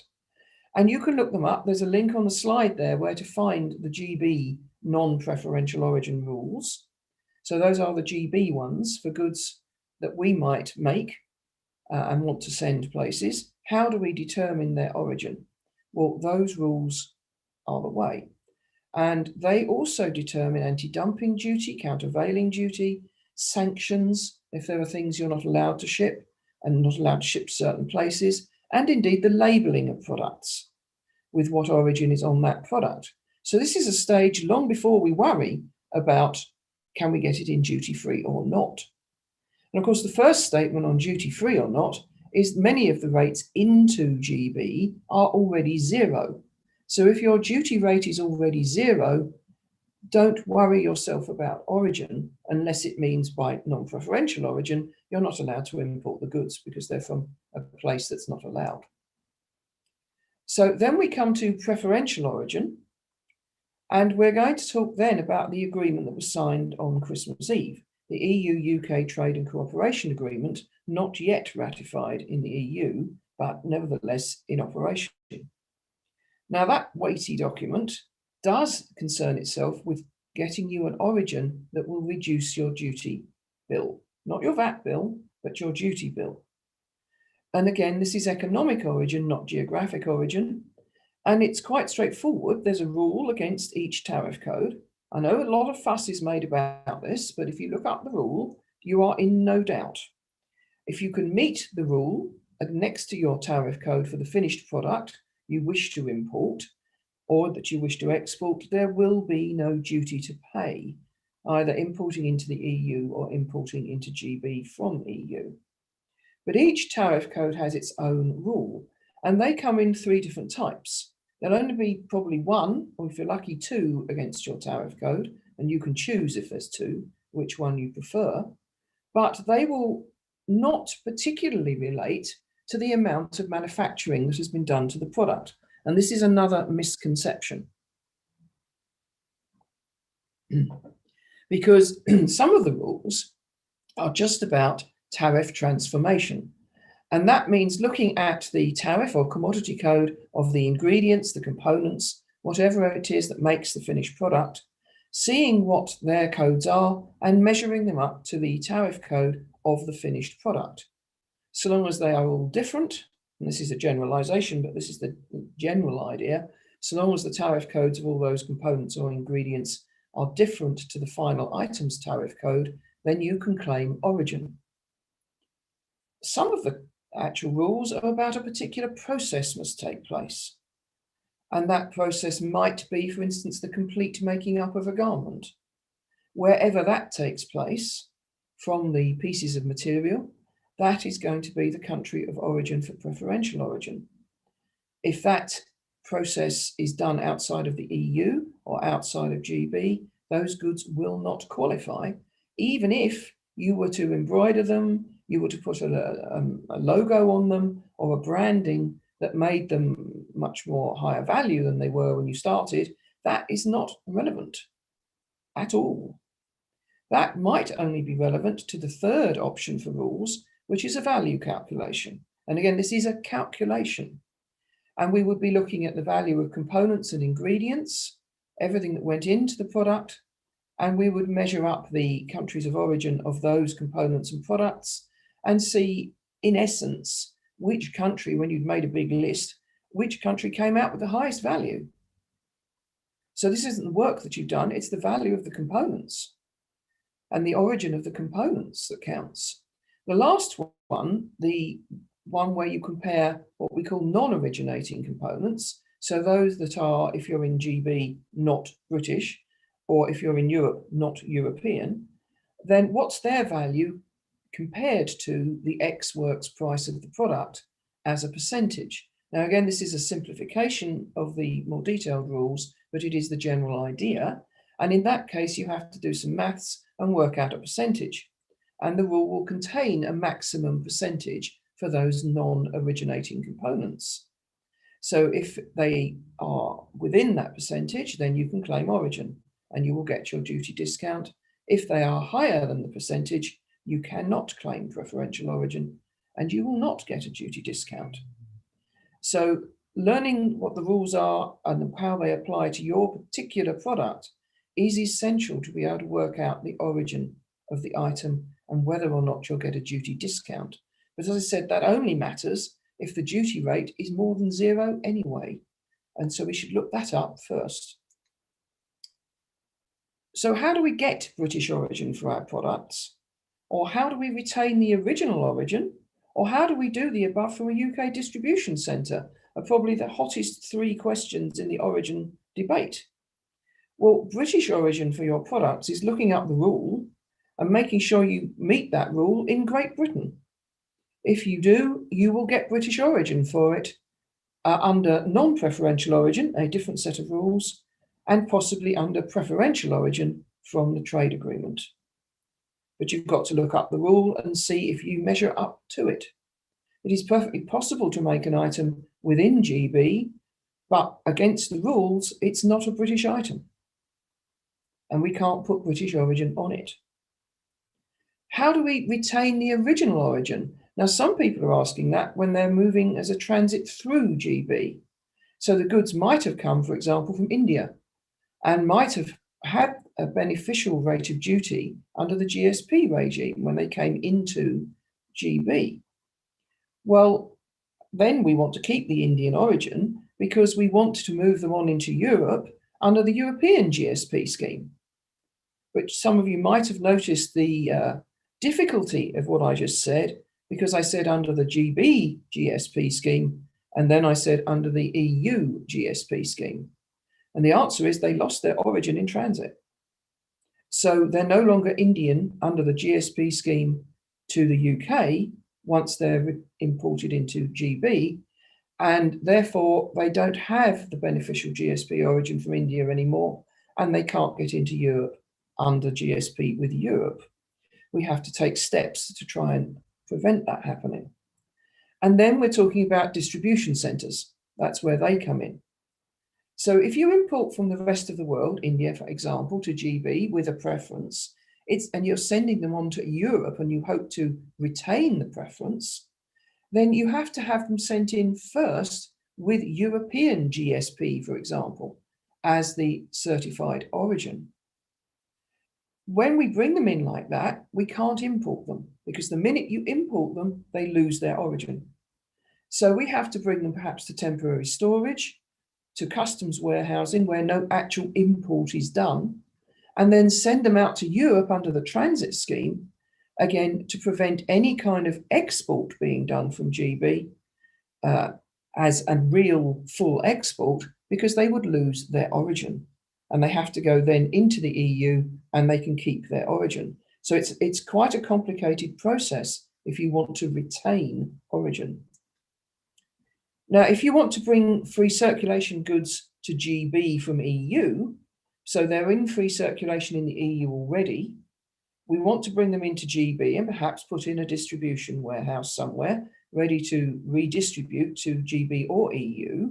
And then some of them we wish to re-export to the EU and wish to avoid EU import duty back on the way in, then we have to do a chain of procedures again: transit, customs warehousing, and transit.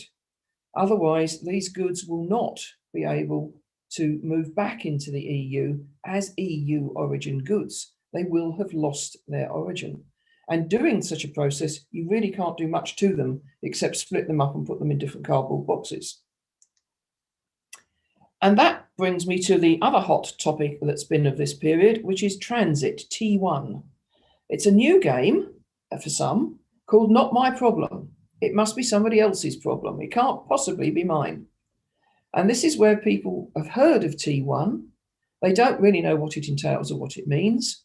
They know they can't do it because they've no idea about it. And they're fishing around for somebody else to try to do it for them. And that can often be a haulier who before really didn't have much to do with this. They hadn't much activity to undertake. But now this is different because we do have customs work to be done, and we're using this procedure a great deal more between Europe and GB. And unfortunately, although a lot of people are saying it's not my problem, and that includes some freight agents, it's got to be somebody's, because it is now for Ro-Ro an essential procedure, because it allows you to do your customs work away from the port of import or export. And that can help to facilitate no queuing anywhere. So it's become very important. But as we said at the very beginning, there have been some issues with people putting wrong information into NCTS, the transit system. And this is at the start or the finish. It can be that the guarantee amount they put in was wrong. Many felt apparently that if you didn't fill in an amount, then none of your guarantee was used at all. Well, sadly, it defaulted to 10,000 euros. And that became a very nasty surprise when their guarantee was used up after about 2 trailer loads. We have the temporary easement for that, where a minimal figure can be put in, but this is only a time for people to learn what to do correctly when that temporary easement ends. We have diversion and rerouting. The computer initially said no. If you put Calais down as your transit point and moved to the Hook of Holland, it would say, no, you can't do that. Well, that's been solved, thank goodness. And now you can. And another one, which is a little strange, is there is a difference between a company's EORI number and their VAT number. But apparently some find it very hard to put those in the right boxes on NCTS. And then we come to the sort of real killer punch with transit, which I unfortunately have seen pretty much every day since January, with people ringing me up about this, is that the office of destination. Transit is all about the vehicle moving through checkpoints, if we want to call them that, on its routing. These are customs checkpoints where its documentation is looked at. So we have to go to these offices, and one of them is the final office of destination. This is not necessarily the delivery point. In fact, in most cases, it isn't the delivery point. And if you don't go to your office of destination and have your paperwork completed and NCTS closed for that movement, then the guarantee remains held and the NCTS record is not closed. And action will be taken by the authorities about this. It's not just a freebie. You will actually get quite stern letters following this up, and investigation and nasty questions about where are the goods and what have you done with them and why did you not follow the process. Sadly, it does seem that quite a few of our haulier drivers don't seem to be able to find the offices of destination and end up at the actual delivery address with the goods offloaded, and they're long gone before this is realised.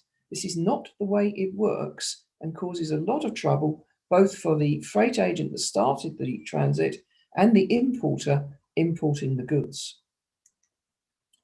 The other question that we're asked a lot is, how can I avoid double import duty and VAT? Can I avoid paying import duty into GB and then import duty into Europe again? And the answer is yes. In many cases, it can be avoided quite legally and properly. Nothing to do with origin at all, because that mostly doesn't help us. But to use other customs procedures is what helps us. Inward processing, outward processing relief, daisy chained. So you might have inward processing relief to GB, outward processing relief into Europe. The goods then come back into GB and nobody's had to pay any double duty and VAT on that transaction at all. We also have other procedures such as customs warehousing, authorised use, temporary admission and returned goods relief. And returned goods relief comes into effect often as the final option, where goods are in free circulation, perhaps in GB, came in from Europe at some time previously in the last 3 years, have not been altered while they've been here, although they could have been in use, and we can send them back to Europe without the payment of any duties and taxes. And the same from Europe to here. So there are options for avoiding double duty and double VAT. But as with everything I've spoken about so far in my presentation, these are things you have to do first, things you have to arrange first, before you even think of packing up your goods and hoping to put them on a trailer. These things must be done and planned for well in advance. And then we can do a lot to facilitate the smooth movement of the goods, because that's what this is all about, facilitating the goods movement. So thank you. That's the end of my presentation. Happy to take questions when you're ready. Thank you. Thank you very much, Susan. Very detailed and very helpful presentation. I'm sure that will get a significant number of our listeners to look at what they've been doing and maybe answering a few questions. Yeah, so we now move on to the sort of the final period of our program this afternoon, which is questions and answers. Before I do, I want to introduce Mark Watts. Mark is based in Brussels. He is effectively the voice of UK transport in Europe, in Brussels. And I felt it would be useful just to see if you've got at this stage any particular feedback or knowledge and share with any particular nuggets that you might have tucked away from where you are over there now. Mark, give us a few thoughts. Well, thank you, Chris, for that introduction. It's great to be part of this this very, very useful event to really bring to practical life some of the challenges and indeed the opportunities in terms of our new relationship. As you say, our role here on behalf of UK transport industry is to be that interface with the European institutions and the member states. And above all now, our mission is trying to make this agreement, the TCA, but also the withdrawal agreement. And I know I won't mention the Northern Ireland Protocol, but also that make that work as effectively as we can. And I think what we're hearing today is many practical issues that will inevitably need to be addressed by both parties to this agreement in the fullness of time. Some can be resolved, I'm sure, in the UK. Some can be resolved by member states bilateral liaison. But ultimately, some of these issues must be addressed by those that actually made the agreements. There's two things on that, if I may, Chris, very briefly. One is probably now is not the right time to start banging on the door of the EU and asking for easements and simplifications and positive interpretations, because the mood here, unfortunately, is pretty sour still. That's the reality. That's the view on the ground. And I think we saw that over the spat regarding Article 16 and the vaccines, that the political heat is still a little bit too high.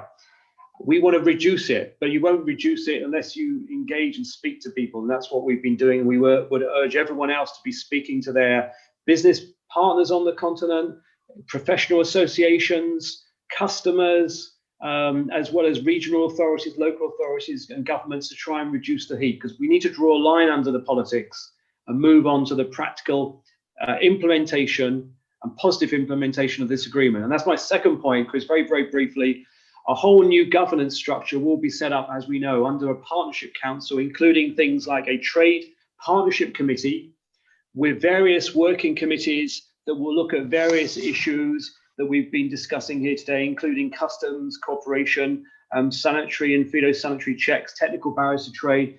All of these will be charged with making this agreement work and making sure there's a positive interpretation of the agreement. And in fact, I've just been looking up one of the articles now, and it actually calls on the this committee structure to identify problems and find ways of solving them. So there will be powers under this new structure, however detached it may seem from reality, but there will be about 19 committees set up at a UK-EU level, charged with making sure this agreement makes sense. And if it's not making sense, making recommendations to effectively amend the agreement. So I'm saying it's not going to happen overnight. And indeed, as I think was made clear on the call, this agreement hasn't actually been ratified and won't be ratified probably until April. But industry then must move in positively to ensure this new committee structure that will oversee it is aware of all the problems and works to resolve them. And I'll gladly share what we believe are the priorities and how to interface with those committees with you and your members in the weeks and months to come, Chris. So we can complain to the UK, we can contribute to problem solving, but we've also got to engage with our EU partners to ensure that this agreement works for both parties. Because if we're having problems here, they'll be having problems there. I hope that's helpful, Chris. Well, I'm sure we're going to be taking you up on that, Mark, having worked with you in the past. And obviously we've already made the connection through Kevin with you more recently. But thanks for that, and thanks for coming on with us today. What I'm going to take us time is we've got about 10 minutes left, I think, to our formal time end. I must admit we've covered a number of questions, particularly to do with ingredients on the food side, and that's been really helpful. I mean, Jack really hit the button on a couple of points there.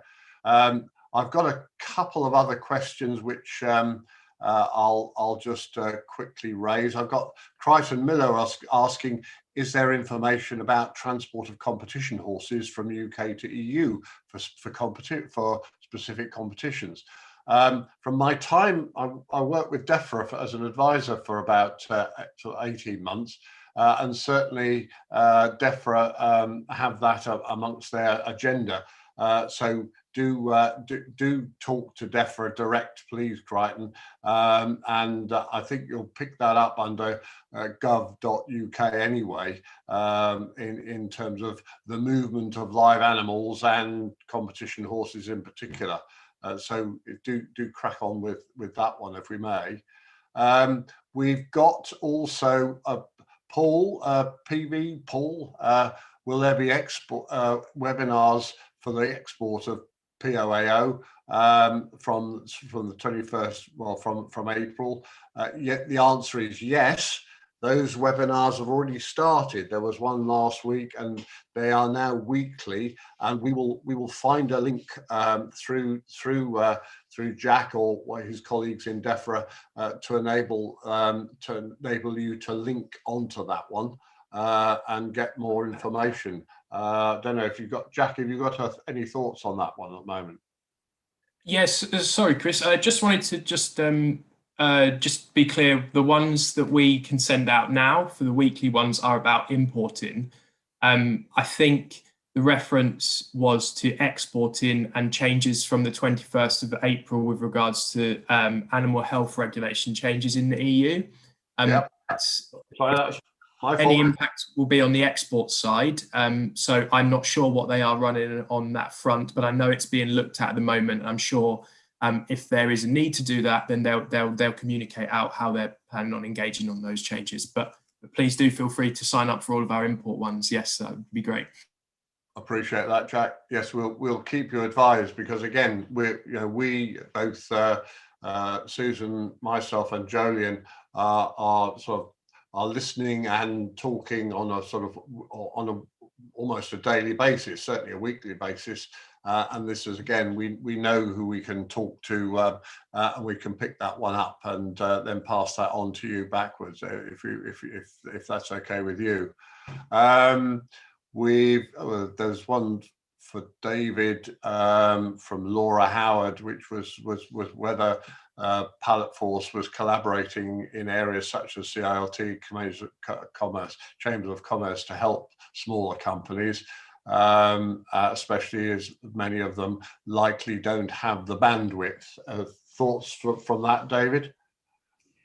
Yeah, I obviously know we're obviously connected through our CEO Michael Conroy to CILT. So something that we, to be honest, right at the minute, the learning curve, we're learning an awful lot of useful things. I think we probably have to stop for a minute and take a breath and look how we pull that together. But yeah, there's in terms of, and I think it was also touched on by Susan, some of the processes that are almost no-brainer things that SMEs should be doing in preparation, particularly about how to improve the chances of a successful import on the other side, are really probably worth pulling together. So we can talk about that, Chris, offline in terms of how we might produce that and support that information for SMEs, by all means.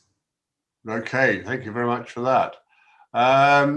I think that sort of covers, we've obviously picked up on the distribution list for weekly bulletins, or to attend the twice weekly stakeholder calls. You've got that one, bpgg.inquiries@cabinetoffice.gov.uk, and we can certainly circulate that to those of you who want it, and to the membership more widely at large, I think. Those were the questions I have. Any particular other comments that any of our speakers might like to just enhance or elaborate on any further? The floor is yours again. We have about three to 4 minutes yet, and I'm sure we'll finish on time. Jolyon, any thoughts from your point of view? Yes, I'd just like to draw attention to a big gap that happened with the TCA, which is for a very profitable part of our export business, which is orchestras, theatre, gigs. There is a loss of visa rights. There is a loss of transport rights, that if you, for instance, take a gig, and they're often 5 or 6 trailers long, to an EU country, they are going to have to come back, I think, after 2 concerts. And so the whole concert summer tour thing is in jeopardy, and it's not really the subject for this webinar, but I'm lodging it because it's central to a large part of our business culture in the UK. Okay, yeah, I hear what you say, and certainly I think the arts have made a particular focus on this, haven't they? And we'll see how that again can be the subject of one of these collaborative engagements across in Brussels. Anyway, I think we all appreciate our arts and our culture anyway, and the different cultures which Europe is made up of too, as well. Unless Mark, you got any thoughts on that one? No. Hang on. Yeah.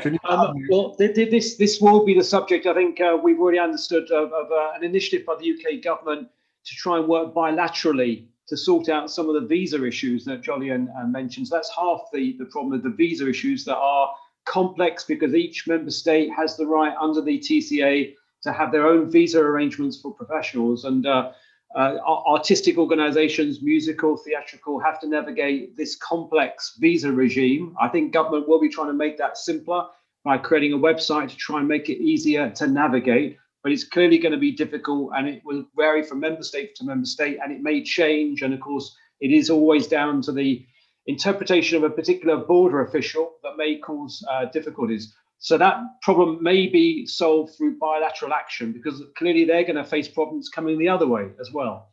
Secondly is the cabotage issue, the inability of UK hauliers to do more than 1 or 2 cabotage trips on the continent, to visit more than one country. As Julian mentioned, that limits UK operations from carrying out a tour. That's going to be really difficult to change, because that was a core part of the transport agreement. However, never say never. And I think we've got to work together, because again, this affects our partners on the other side of the continent as well, on the other side of the channel, that we've got to try and demonstrate that that is not actually helpful to either side, to limit cabotage, particularly in the areas of artists, of music and theatrical performances. So on both those issues, I don't want to raise expectations, but there are ways that we can potentially negotiate at least a more flexible interpretation. Thank you for that, Mark. Yeah, I presume the opposite works as well, in terms of EU trucks doing cabotage in the UK, which of course. Yeah. I'm mindful that it is time, and there were a couple of other questions which particularly to do with the interpretation of the TCA across EU, and we've certainly picked up that in our conversations with the Cabinet Office and Border Protocol Delivery Group meetings we've had, and they're certainly working on that very, very hard. There have been issues, but I think those again are teething issues which are being dealt with. Finally, Stephen Sissons asking, is there any steps to enable to accept scanned documents on presentation of originals at a later date? For example, short sea movements from EEA countries on chilled and fresh fish. We'll pick that one up, Stephen, and come back to you. We'll ask the question again of DEFRA.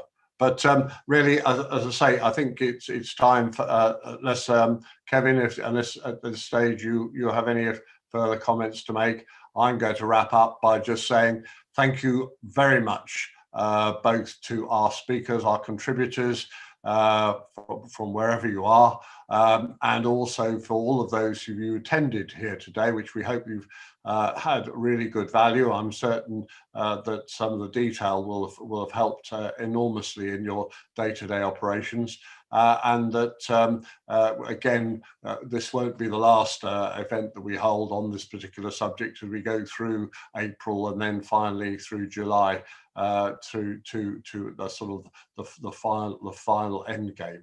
But don't forget, Northern Ireland, March the 10th, details to be circulated very shortly. Kevin, any comments from you at this stage, sir? Only thing I'd like to say, yeah, thank you very much to the speakers, the behind the scenes team, which is Anna and Brogan. And I would also point out that we are the CILT members of the European Logistics Association. We're also running a joint event with them in March. So watch out for details for that, and that will give perhaps a broader perspective. But no, a very, very, very helpful event. And thank you, Chris, and to Susan on behalf of to thank the forums. Well done, guys, and great job. Thank you again. Well, good afternoon. Enjoy your weekend. Thank you so much. Goodbye.